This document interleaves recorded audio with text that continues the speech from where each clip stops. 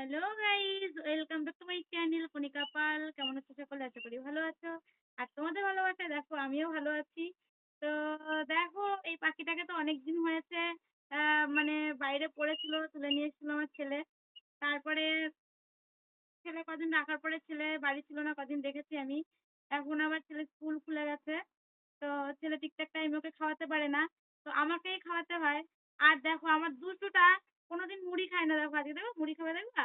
এত হিংসা দেখো, এই দেখো। দেখছো? পাখিটাকে খাওয়াচ্ছি।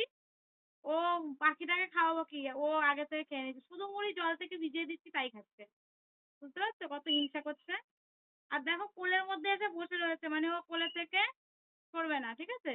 এরকম একটা, এই চুপ করে বস দুষ্টু।